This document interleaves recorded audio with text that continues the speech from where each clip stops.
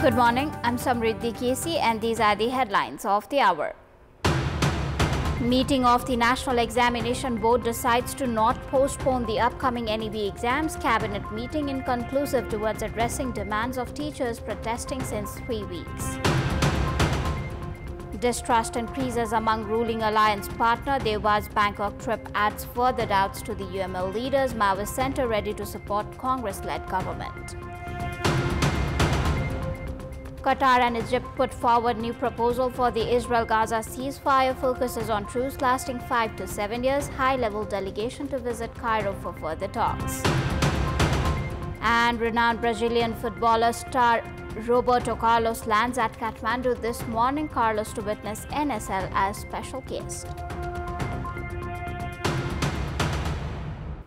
The meeting of the National Examinations Board (NEB) that concluded a short while ago has decided not to postpone the upcoming grade 12 exams scheduled to start from 24th of April.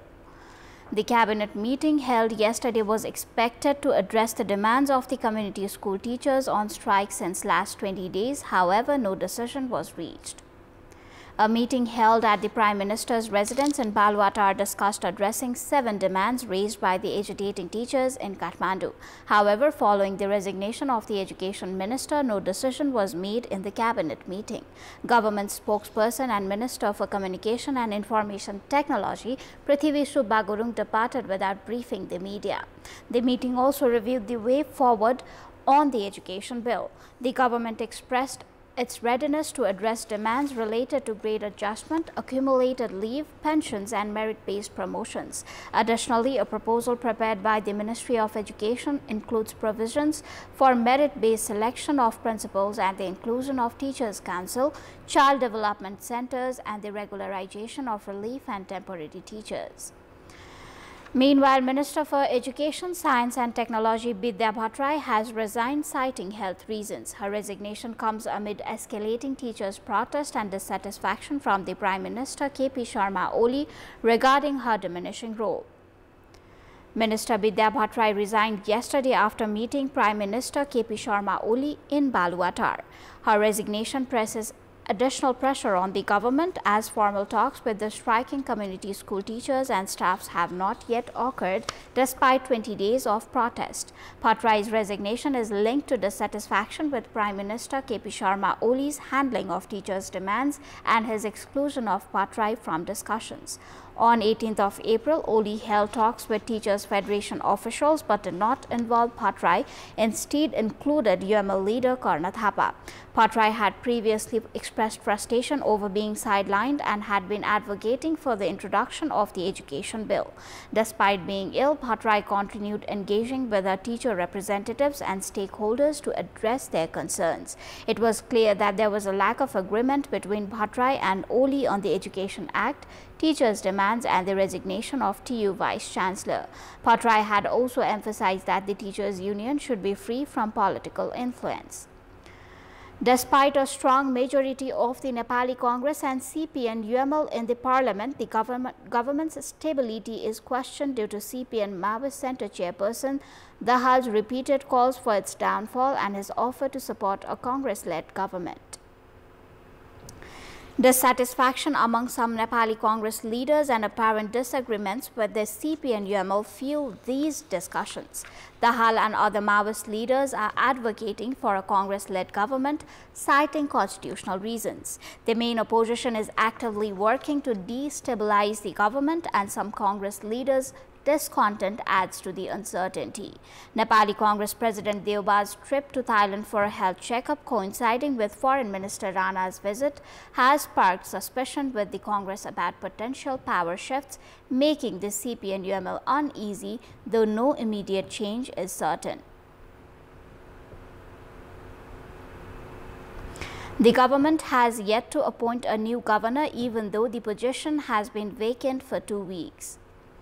Despite the formation of 3-member Governor Recommendation Committee, On March 15, led by Finance Minister Vishnu Paudel, it has yet to recommend a candidate.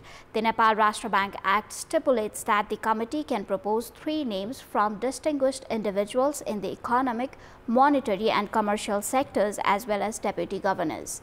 The government claims it is working on the appointment. Minister Paudel, the committee's coordinator, assured that a meeting would be held at an appropriate time to recommend a qualified individual.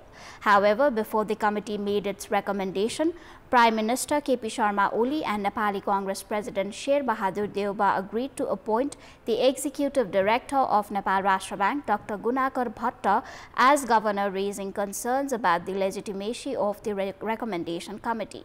The committee has yet to hold a formal meeting. Meanwhile, Bhatta resigned after receiving approval from the ruling party leaders, though a writ has been filed in the Supreme Court to halt his appointment, which is still pending. Bhatta's resignation has not been accepted.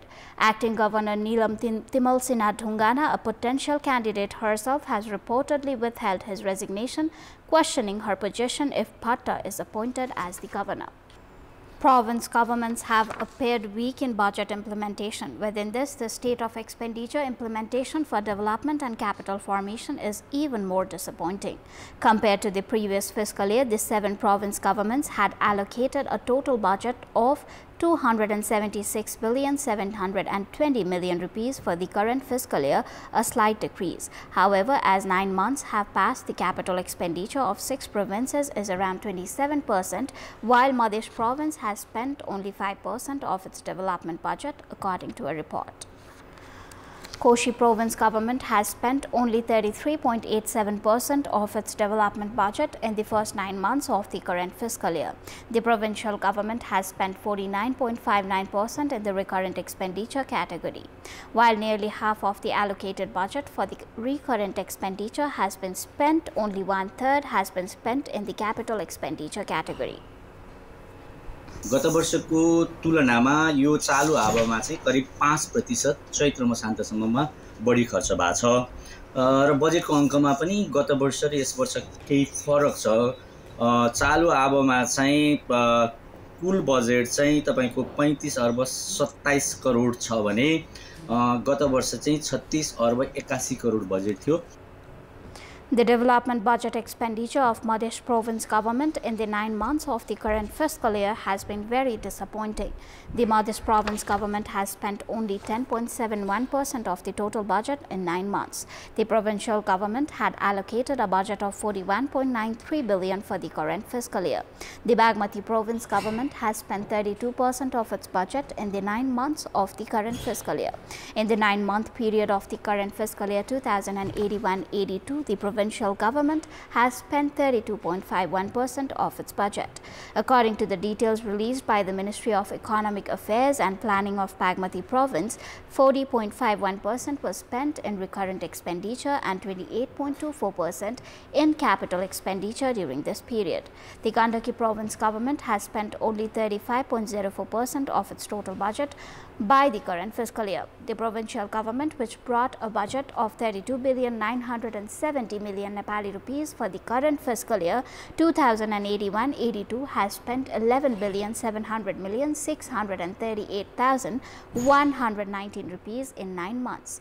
The Lumbini province government has spent nearly 40% of its budget in the 9 months of the current fiscal year.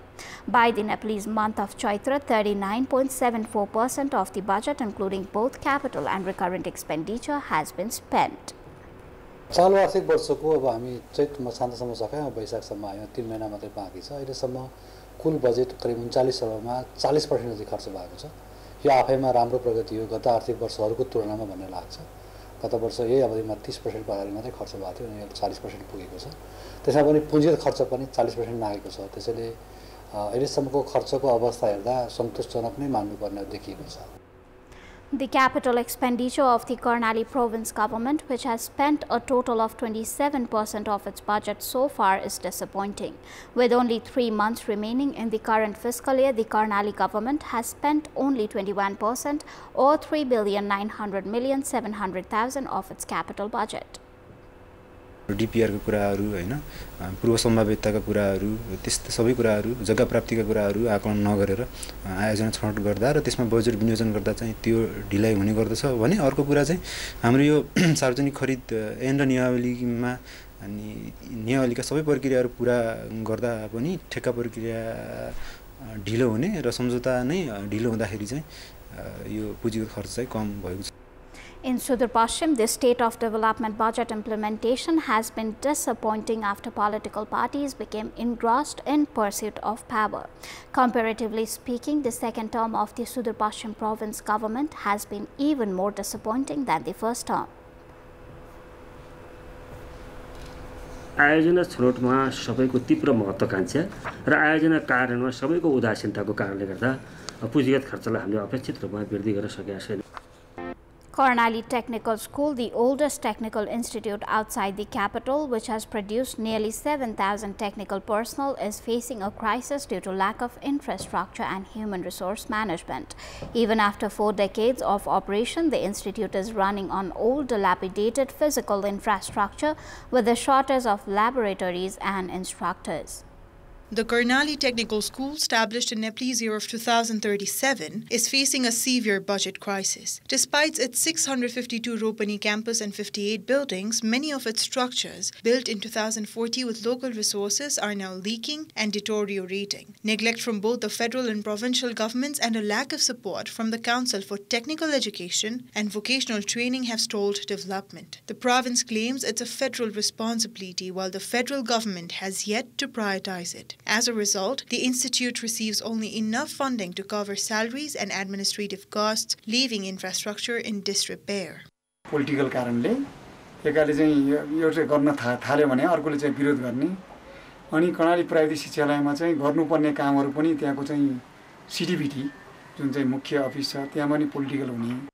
Institute currently offers 6 diploma-level programs and 2 pre-diploma courses. Subjects include civil engineering, pharmacy, forestry, and agriculture, with 48 students in engineering and 40 each in other fields. Over 650 students are enrolled overall, with 250 living in run-down hostel facilities.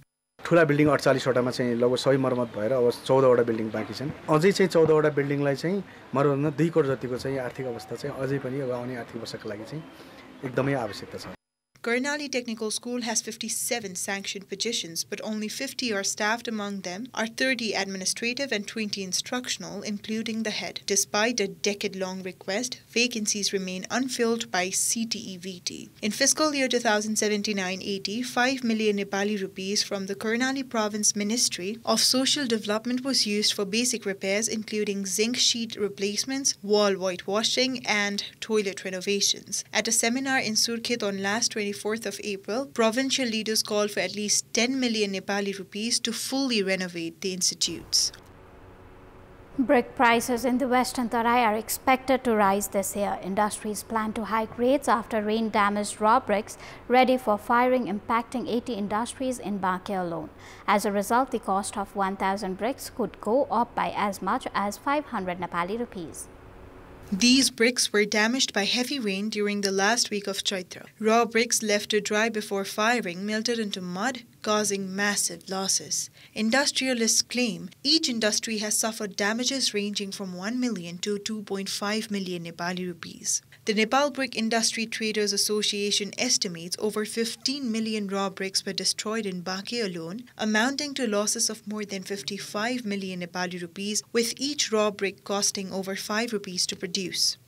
12 lakh इन्टा चाहिँ मेरो काँचो थियो त्यसमा अब 2-4-10% बचे जस्तो देखिएछ 10% जति अरु सबै नष्ट भएछ सबै भट्टामा यस्तै क्षति भएछ कोहीको थोरै भएछ कोहीको धेरै भएछ जसको जनशक्ति धेरै थियो लेबरहरू उसको धेरै भएछ जसको थोरै थियो उसको थोरै भएछ. An industrialist reports that 1.2 million bricks were destroyed in just 3 days of rain, resulting in a loss of 2.5 million. To recover the losses, the price is expected to rise by 500 Nepali rupees per 1,000 bricks. कम से कम 500 रुपैयाँ त बढ्नु पर्यो यो खर्च उठाउनको लागि स्वाभाविक छ 500 रुपैयाँ चाहिँ बढाउनु पर्छ.